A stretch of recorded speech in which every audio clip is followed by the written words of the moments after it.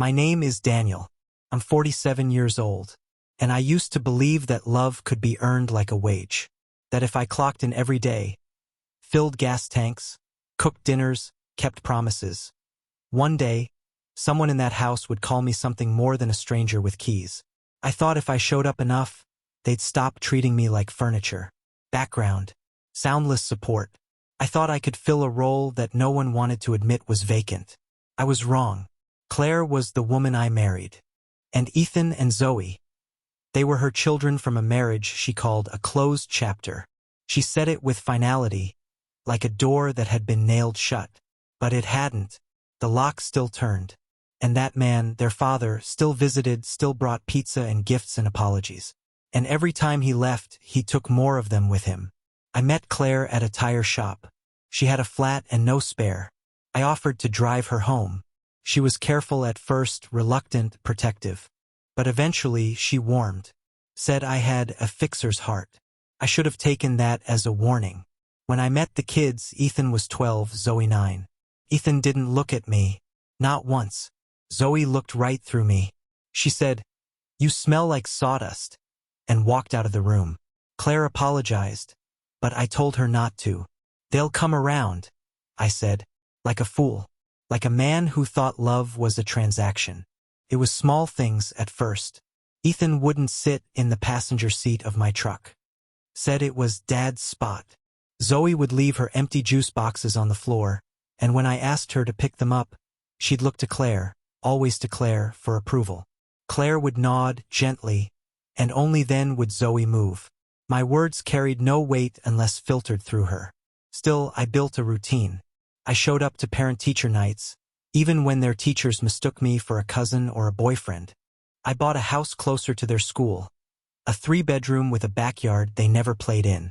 I covered groceries, dentist appointments, school supplies. I added their birthdays to my calendar. I wrote their names on the mailbox, thinking maybe it would make them feel seen. But the truth? I think it only made them more resentful. Their father, Colin, he was the kind of man who didn't have to try. He'd show up once a month with a new pair of shoes or concert tickets, then vanish like smoke. But they adored him. Ethan mimicked his laugh. Zoe copied his sarcasm. They didn't care that he missed recitals or forgot birthdays or never paid a cent in child support, because he made them feel like the center of the world. I made them dinner. There's a difference. Still, I tried. There was this one day, maybe a year into our marriage, when Zoe got sick at school. I left work early to pick her up. She was pale and shivering in the nurse's office, clutching her backpack. I carried her to the truck, tucked a blanket around her, and let her sleep in the back seat while I ran inside for ginger ale and crackers. That evening, she mumbled, "Thanks," before falling asleep on the couch. It was the first time she'd said anything to me that wasn't laced with disdain. I held onto it for weeks, let it bloom in my chest like a tiny, fragile flower. But it withered like they all did. Ethan was harder. He'd come home from weekends with Colin and brag about how his dad let him be free. No rules, no curfews. "Dad says I don't have to listen to someone who's not blood," he once muttered, just loud enough for me to hear. Claire told him not to say things like that, but she said it too softly, like she didn't believe it herself. And I kept showing up, kept cooking, driving, fixing broken closet doors. I thought if I worked hard enough, they'd see me. But all they saw was a man occupying space that used to belong to someone they still loved. Then came the night that changed everything. Sunday dinner. I remember every detail like it was etched in stone. Roast chicken, mashed potatoes. I was at the stove finishing the gravy, and Claire was setting the table. The kids had just returned from Claire's mother's house, a place that still displayed photos of Colin on the mantel. I sat down with a plate I hadn't served myself. I didn't eat much on Sundays, not because I wasn't hungry, but because eating meant stopping. And if I stopped moving, I had to feel. Ethan picked at his food for a while, then leaned back in his chair. He was 15 then, all elbows and attitude. He didn't look at me when he said it. That's what made it worse. He stared at Claire and said, "Don't worry, Mom. He's just a guest on a long visit. He won't be around forever." Silence. The kind that wraps itself around your lungs. Claire didn't flinch. Zoe kept scrolling. No one said a word. I looked at Ethan. Looked at the boy I'd driven to soccer every week. The boy I'd carried home half asleep from movie nights. The boy whose braces I'd paid for. And I saw a stranger. Or maybe I saw what had always been there. The truth I didn't want to name. I didn't argue. Didn't defend myself. Didn't even ask Claire to correct him. I stood up. Quietly. I took my plate to the sink. And then I walked out the front door. I didn't slam it. I didn't even lock it. I just left. I drove aimlessly. The streets were dark and slick with rain. I ended up at a 24-hour diner off Route 9. Ordered coffee I didn't drink. Sat in a booth until the waitress asked if I was waiting for someone. I said no. I wasn't waiting anymore. When I came back, the lights were off. Claire was in bed. Ethan's door was closed. I passed it, slowly, and I heard laughter. A movie playing. I paused, just for a second. And I thought, if I opened that door, maybe I could say something. Explain. But I didn't. I walked past. And I never tried that door again. The next morning, Claire asked if I was okay. I said I was tired. She nodded like that made sense. And we moved on. Or at least she did. I stayed right there in that silence. I've never left it. That dinner, that sentence rewrote everything. It turned the past 5 years into a joke I didn't know I was part of. It said, you were never one of us. And the worst part? It was probably true. It didn't happen all at once. That's what most people don't understand. The breaking is not a moment. It's a series of cuts. Quiet ones. Thin as air. Barely felt. Until you look down one morning and realize you're bleeding out from 1,000 places. After that dinner, after Ethan called me a guest and no one pushed back, something shifted in me. I became quieter, yes, but not passive.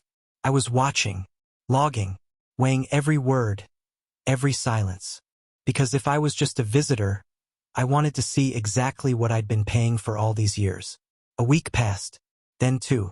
The mornings stayed the same. I got up early, brewed coffee for Claire, left lunch money on the counter, kissed her on the temple whether she was awake or not. I watered the lawn, rotated the tires, paid the bills that piled in like floodwater. But something inside me had turned cold. The kind of cold that doesn't show on your face but lives in your spine. It was a Saturday when the final nail landed. The house smelled like pancakes. I'd made them blueberry just the way Zoe liked. I didn't say anything when she skipped breakfast and took a granola bar instead. Claire told her to apologize. She didn't. I just smiled because by then, I'd stopped waiting for things that were never coming. Later that night, I passed by Zoe's bedroom. Her door was cracked, and her voice carried. She was on the phone, laughing softly. "No, it's not my real dad," she said. "It's just the guy my mom married, basically like a boarder." I stood there, hand hovering near the light switch in the hallway. I wasn't angry. Not yet. I was something worse. I was numb. I walked away, slow and deliberate, like a man leaving a crime scene he didn't commit but somehow still belonged to. But the real collapse came the next day. Dinner again. Always dinner. We sat around the table, Claire asking about homework, Zoe half listening, Ethan wearing that permanent scowl he thought made him look older. I tried to contribute. Asked Ethan what colleges he was considering. He shrugged. "I'm thinking of dropping out next year. Moving in with Dad." Claire blinked. Zoe kept chewing. I looked straight at him. "You're 17, I said. "That's not happening under this roof." Ethan scoffed. "It's not your roof." Zoe chimed in before I could speak. "You don't get to decide what we do with our lives." I said nothing. I didn't trust what would come out of my mouth. But Claire dealt the final blow. She stirred her potatoes, not looking up, and said, "Sometimes you forget they already have a father. That's when it broke. Not the family. Me." I didn't raise my voice. I didn't throw anything. I stood up, walked to the sink, washed my plate. I nodded once, and I left the table. Again. But this time I didn't drive. I didn't vanish into the night like a ghost. I went to the office, pulled out a drawer, and grabbed every financial record I had. Bank statements, mortgage agreements, autopay receipts, college savings plans, utility bills, insurance premiums, birthday gift receipts, thousands of pages of my life, my labor, their comfort. I organized it all into a black folder with brass clasps.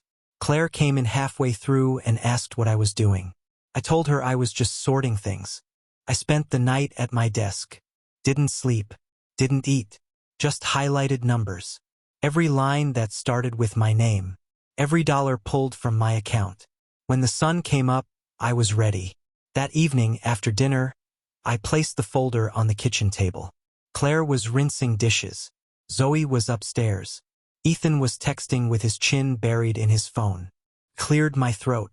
Before I go any further, I said, I want you to open this folder. Claire turned. Ethan rolled his eyes.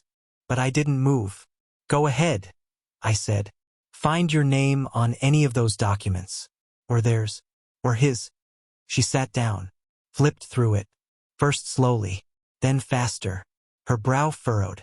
A small crease formed between her eyes. Ethan finally looked up. I met his gaze. You think I'm just a guest, I said.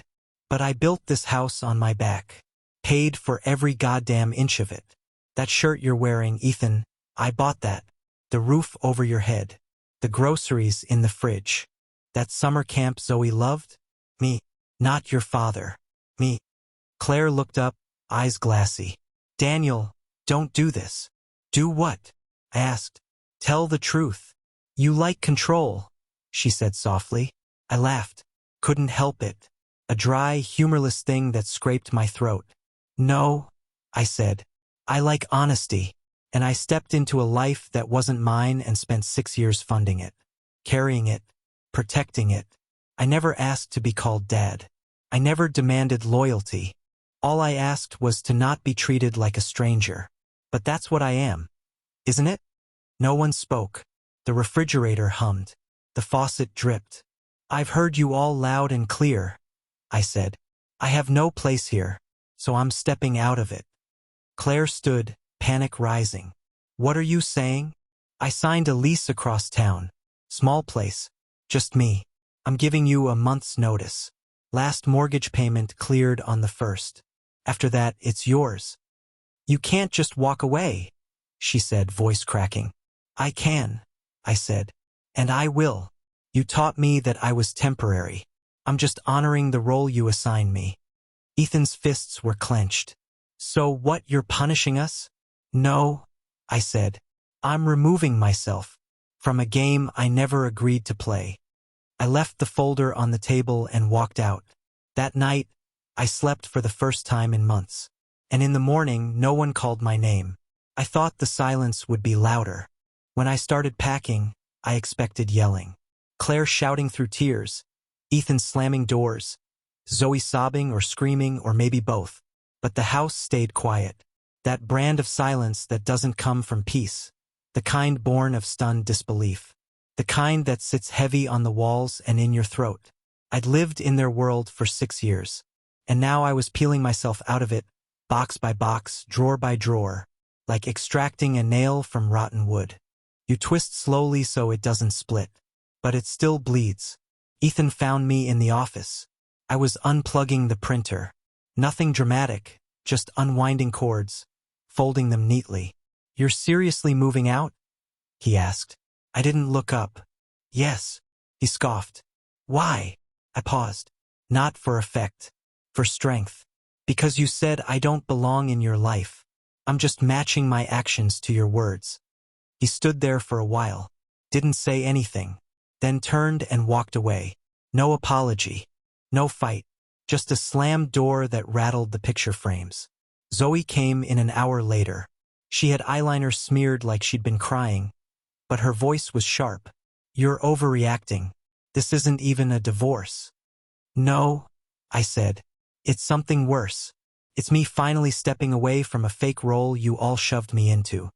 She looked like she wanted to argue, but couldn't find the words.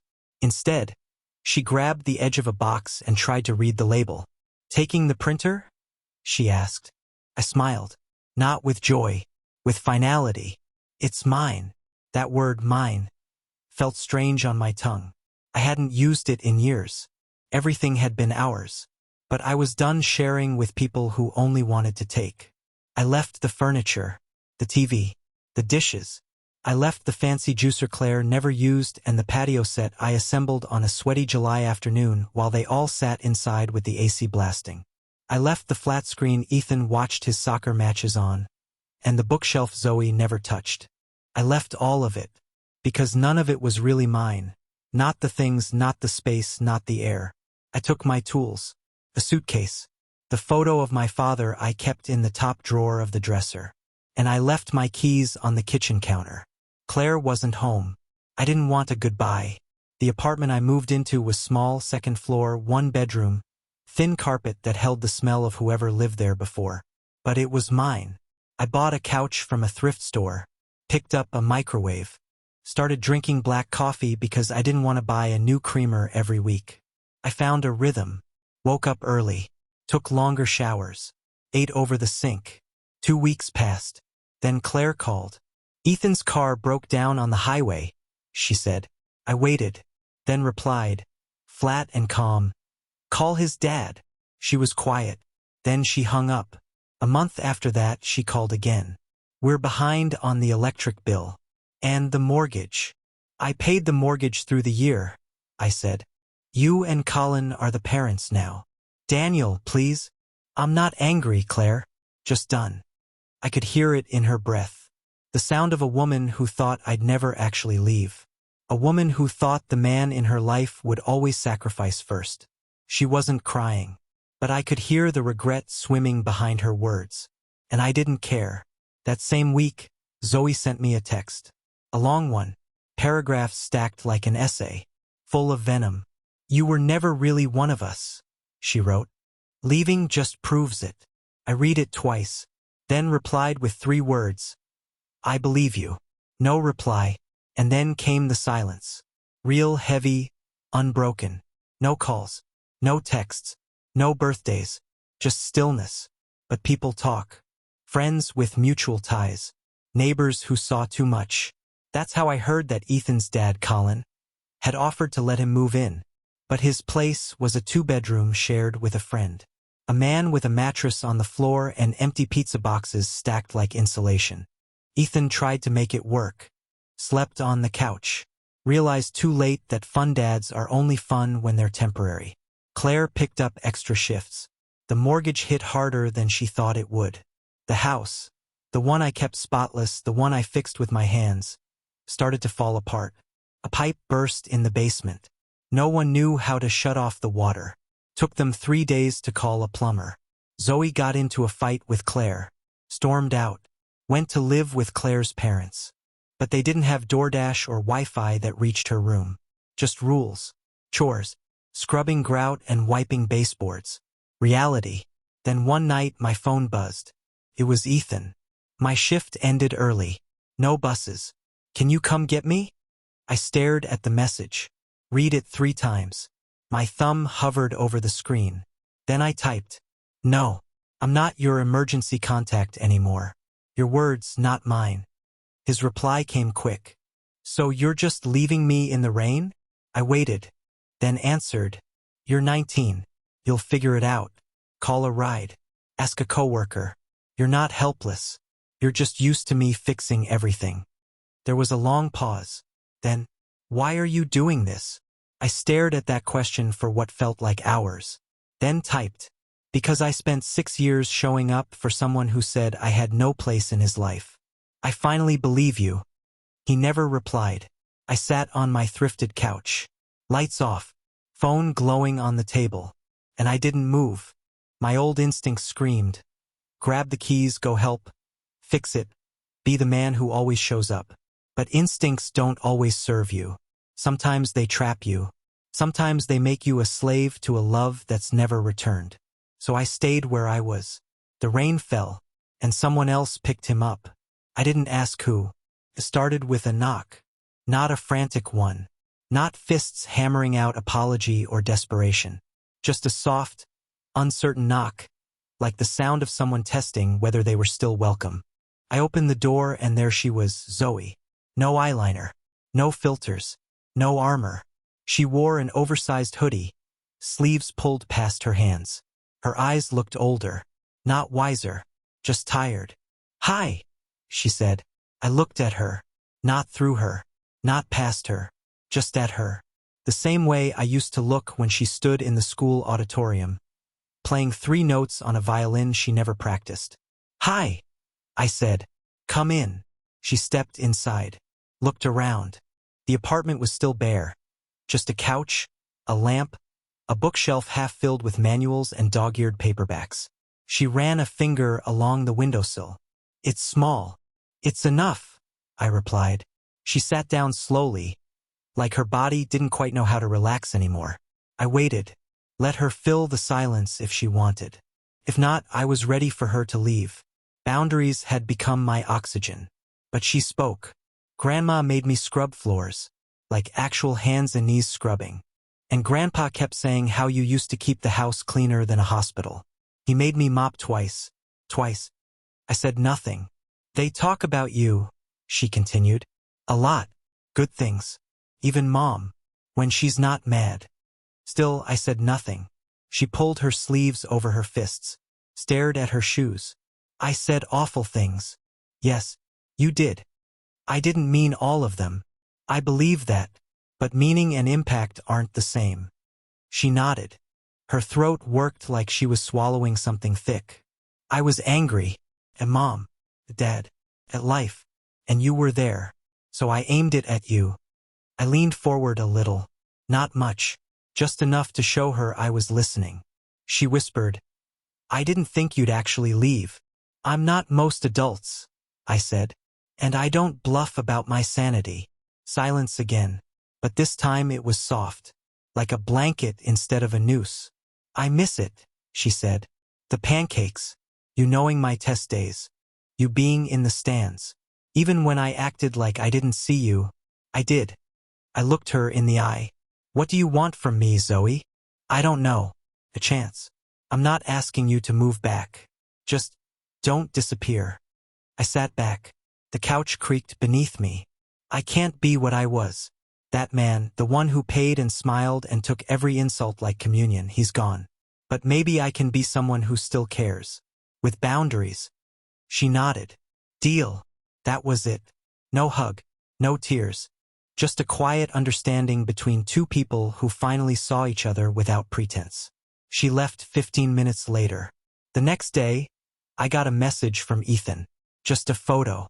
A plate of food. Stir fry. The caption said, "Did this myself. Didn't burn it."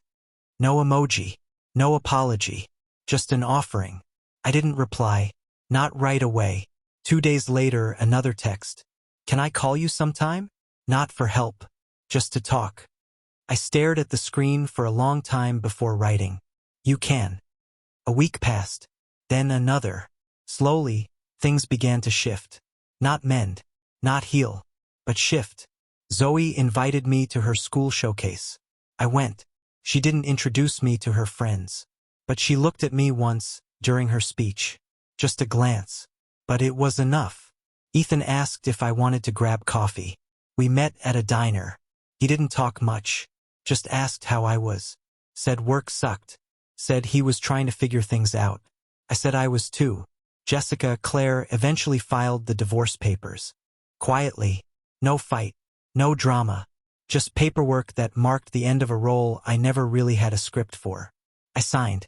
The last time I saw her was at a mutual friend's birthday. She pulled me aside. Her voice was thin.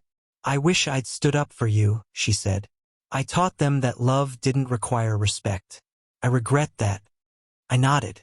She tried to say more, but I walked away, not out of cruelty, but because I no longer needed closure from a door that had been closed for years.